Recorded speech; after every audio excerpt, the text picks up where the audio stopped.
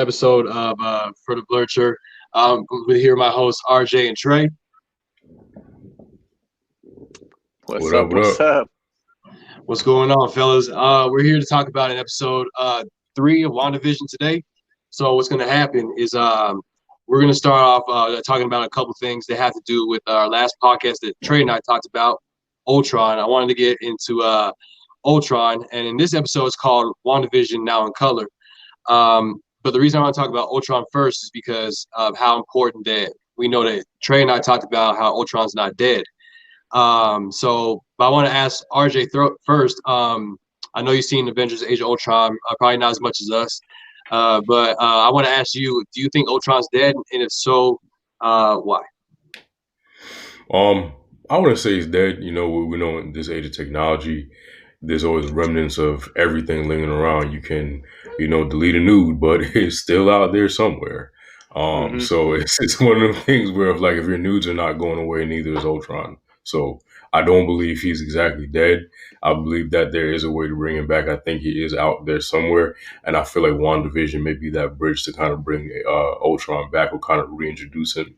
I don't think he's gone completely. I respect that. Trey?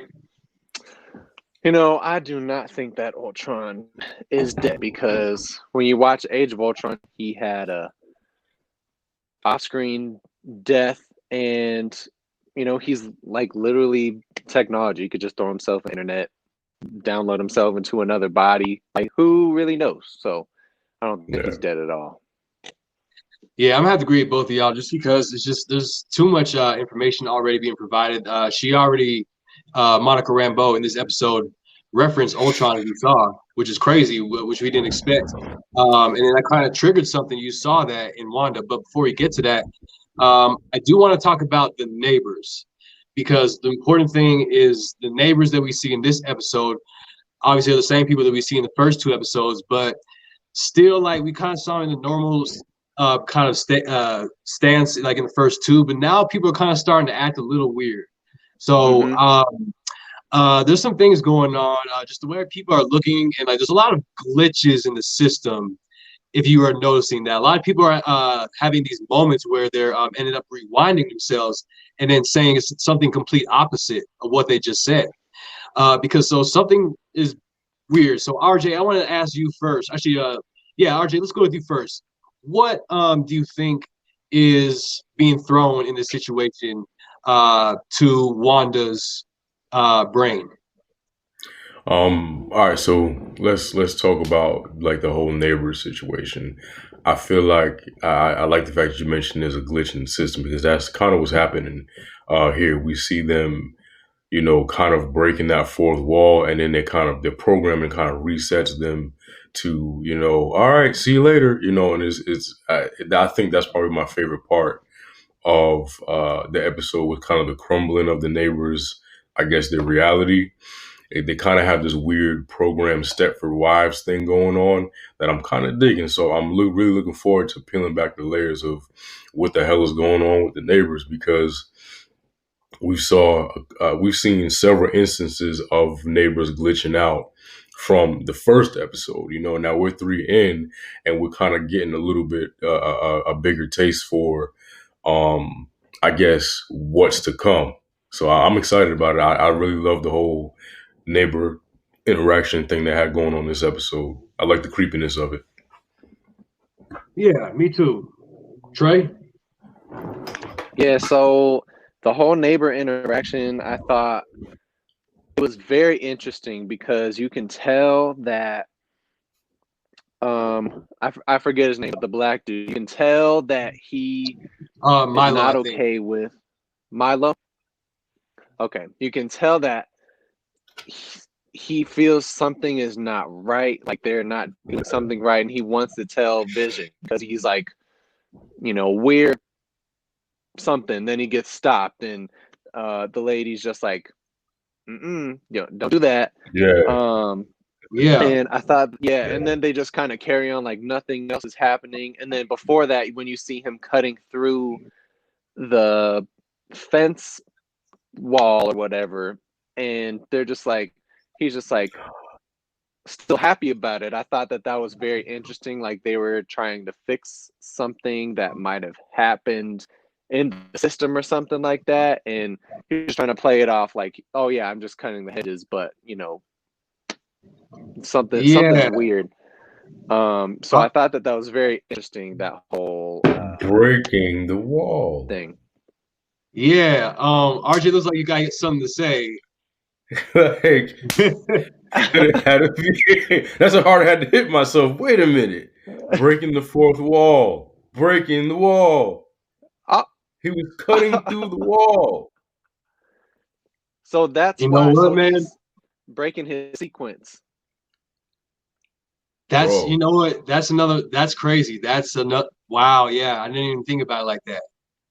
Because I think it's what he's trying to do is like, yeah, that's a symbol, because as we see him like kind of like chopping it down a little bit, he's just kind of like smiling, but he's kind of like trying to send a signal at the same time, Yeah. I think because it's something just really fishy going on, and we don't know, because one thing that RJ and I talked about off the podcast and off mic was the Brady Bunch. So RJ brought up a point about the Brady Bunch, that this show kind of has like a like that same kind of feeling that the Brady Bunch had with back in the day with the neighbors, and it's a feel good show and all that, and has like the crowd in the back, just like any sitcom basically, but one of the first. But Trey, I wanted to ask you, even though this may feel like a Brady Bunch kind of show, what else are you getting from this type of sitcom within this reality that we're in? So I thought it was really cool the way that they kind of jumped sitcoms. Like when you see in the first couple episodes, it kind of felt like an Andy Griffith show, or some old sitcom like that. And then when it jumps to color, kind of changes to Brady Bunch, and I thought that was very interesting. But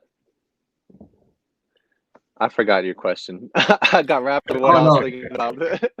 Oh no, that's all right. I was just saying, like, what do you think about this show as being like, in relation to it being a sitcom, but kind of distracting us as what we're seeing in reality? Okay, so I like that a lot, because it kind of makes you forget that something weird is going on in this world. Like when you see like Vision starts to recognize these things, and then he talks to Wanda, then it skips back, like you accidentally hit the back 10 seconds button, but it's really just the show, and then he says something different. So it's really cool and interesting to see how, what I think Wanda is just kind of making this world to be what she wants it to be, and everyone else's matrix is kind of being slowly breaking, and they're like trying to fool Vision, I feel. And I feel like this is a big facade to fool Vision into thinking everything's okay, and they're trying to make it stop somehow. Yeah, I agree. That's a good point. RJ, I'll ask you the same thing. So, like, what do you think this show is, as far as a sitcom, do you think it's trying to distract us within this reality, or do you think it's something else? I feel like the sitcom is fluff. I feel like it's there to not only distract the audience, but to distract the characters themselves, because whatever they're doing, they're trying to keep them in, this, sort of, I guess, suspended reality. So I feel like the sitcom is the backdrop. The sitcom is the fluff. And one good thing I like about the jumping of sitcoms is I feel like we get, if you notice, the humor kind of evolved too. We got, in the beginning, we got a gee willikers, kind of humor. And this one, we kind of got a lot of 70s Brady Bunch, written humor. And I think that I have to give the writers props on this, because not a lot of people could catch the evolution in the humor from the first episode to the third episode. So for me, just as someone, who writes Silver Side comic coming soon, stay tuned. Someone who, does enjoy writing and character building, world building, and from that aspect, for me, I thought the way they kind of transitioned to, this color sitcom was great. I like the fluff. I like the fact that it kind of distracts us from the bigger picture going on, and it also distracts the characters. And I like that it's to a point where I think you said something about, it's trying to distract Wanda, but I feel like she's so powerful because she is probably one of the most powerful in terms of like what she can do, her capabilities and abilities. She's probably one of the most powerful,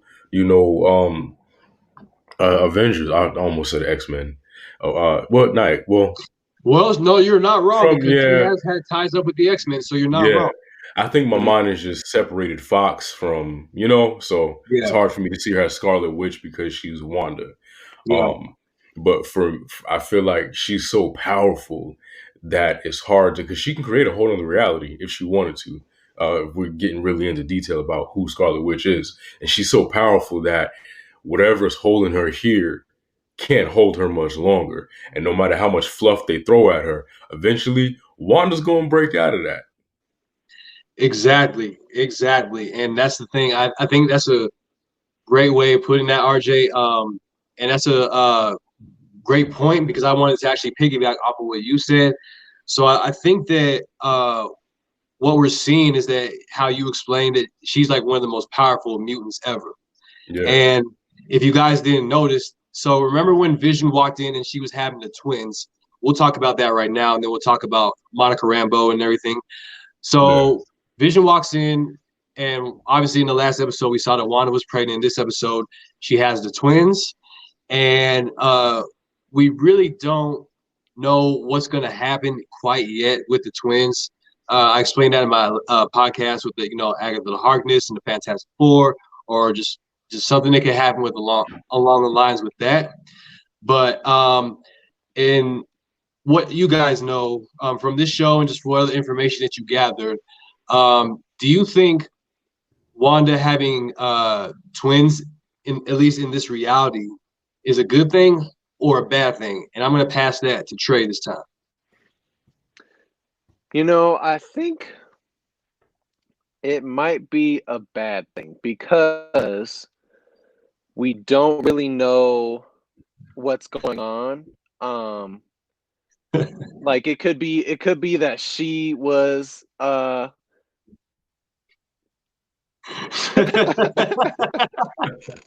couldn't. that took me a second. Me too. I was like, gotta plug it, Well, y'all. Gotta plug it. straight hey, up. stream it. Appreciate that. Shout out to But RJ.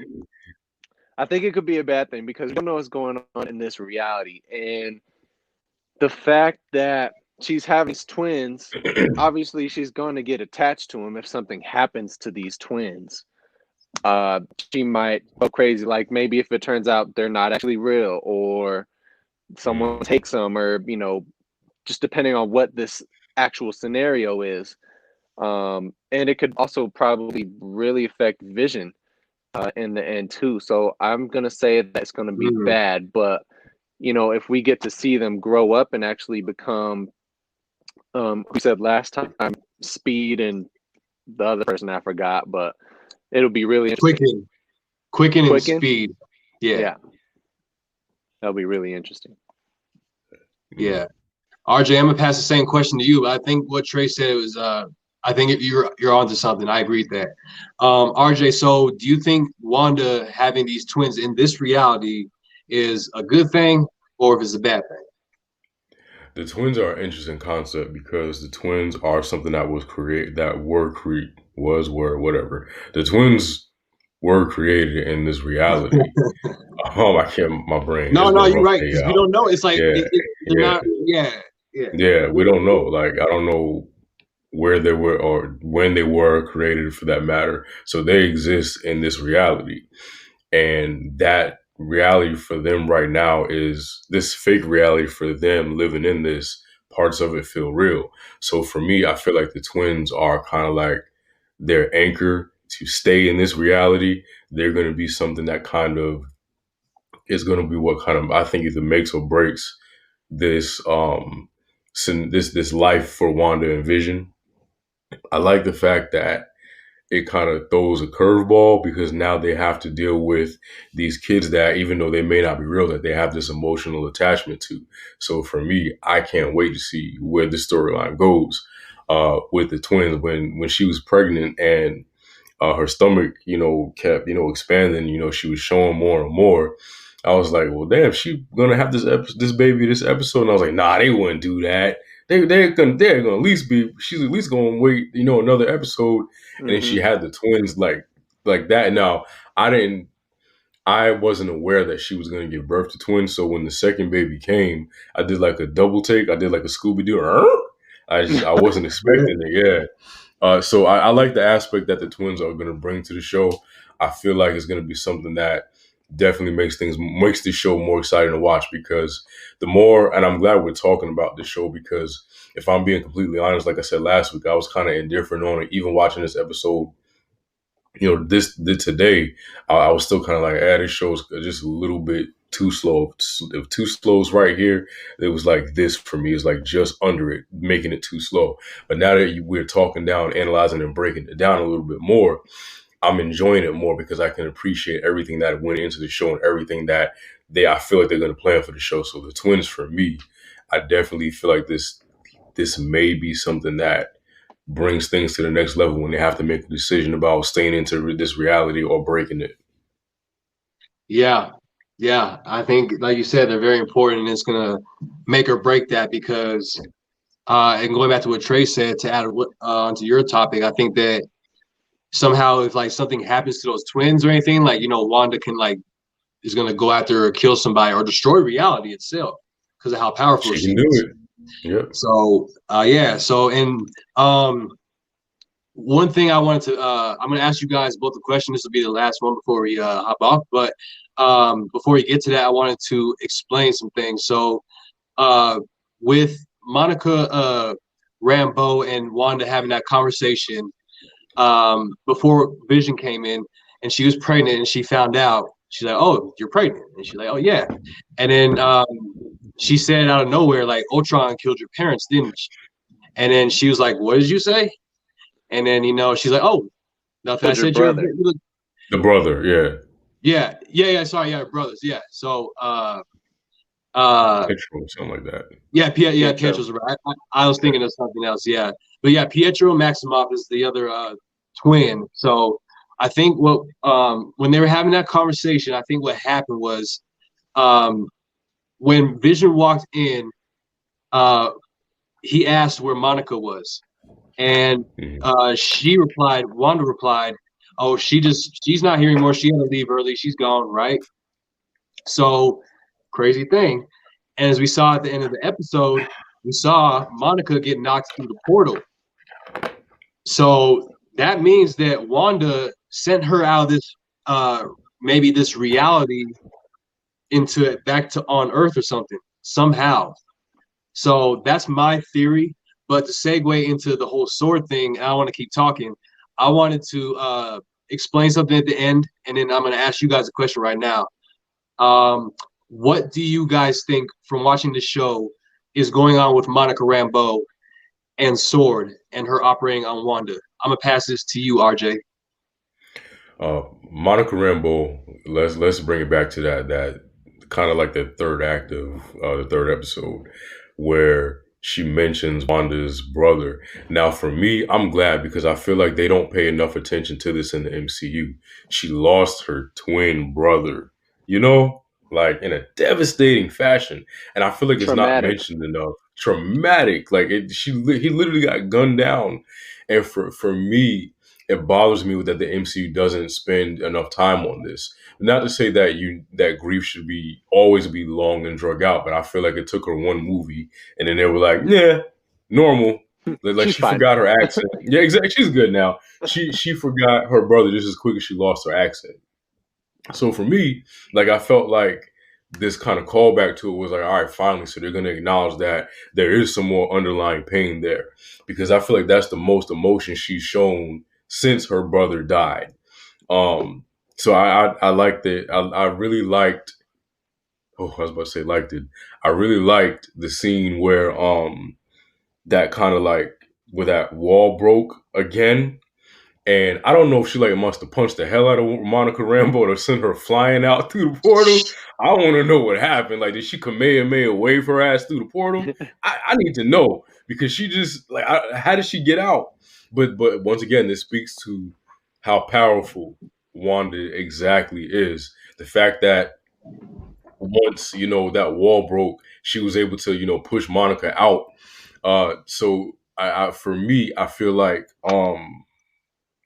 I'm definitely interested to see where they take this whole Monica Rambeau thing, because Marvel cinematic Marvel comics in general um has enough depth to go on forever, man.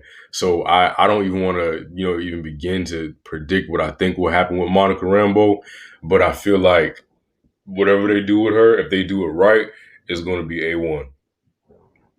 Yeah, I agree. I think she's gonna just open up a lot of opportunities for herself as a character and other stories within the universe. So it's just like you said, RJ, there's too much mystery. You can do anything, Yeah. literally anything with Marvel.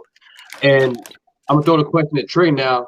So Trey, same thing. How important do you think Monica Rambeau is the sword, and what do you think is going on? So I think Monica Rambeau may possibly be one of the founding members of Sword. And so I feel like, or she might be like a top-notch field agent, something like that. So what I feel like my theory on this, my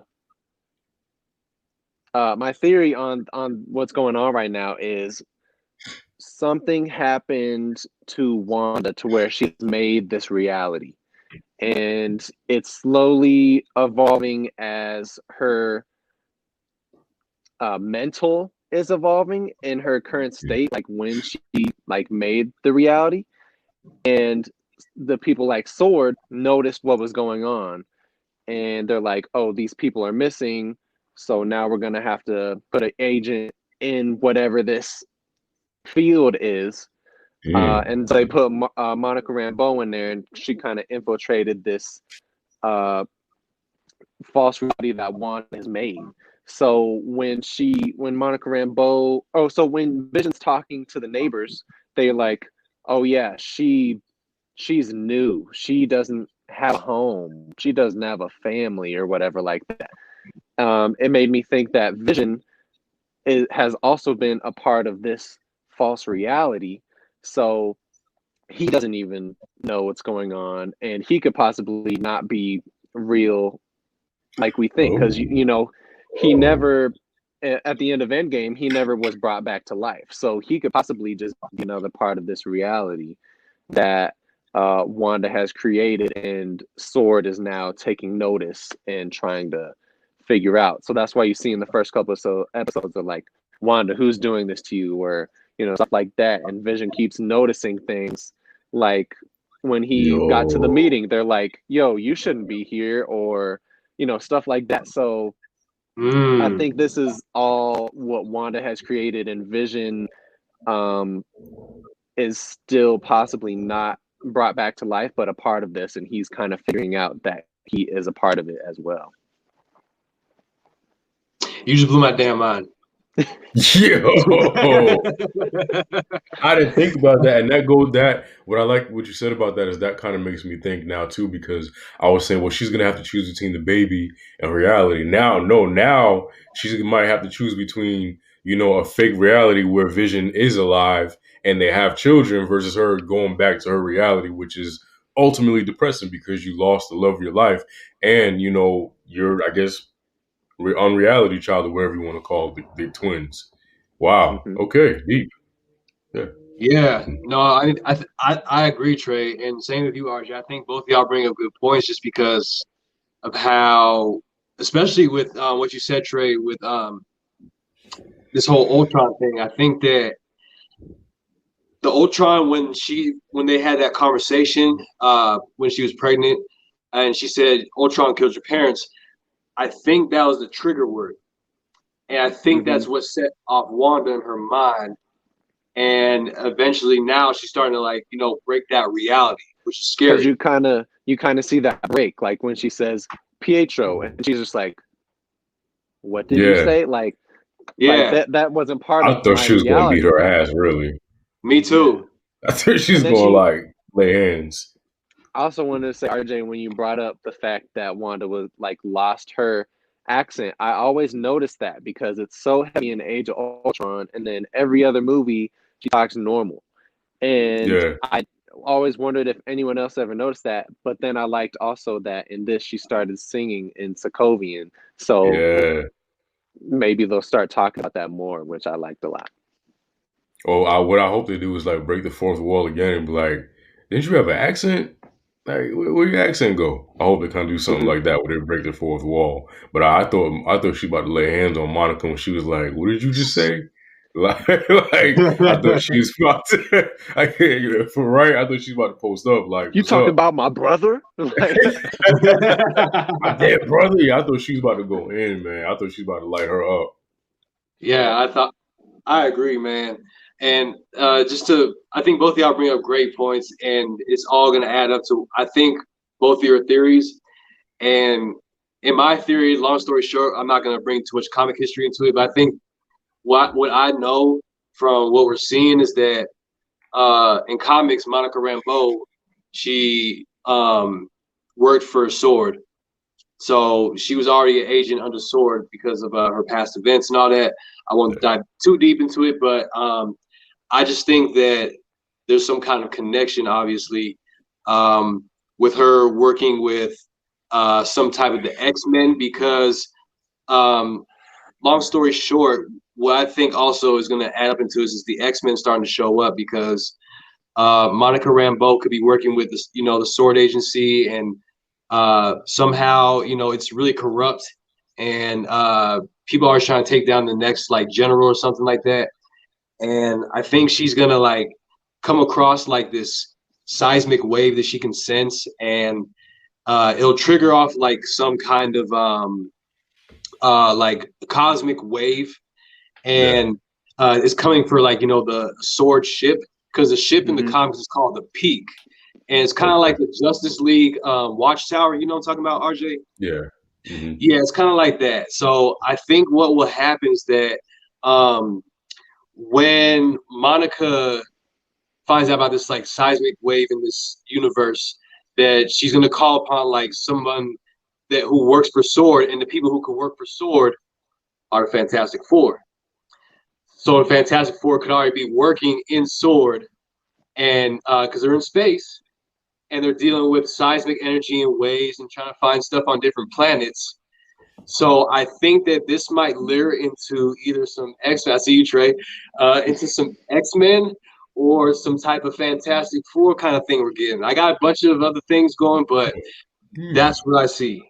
So Okay. Good theories. Good theories.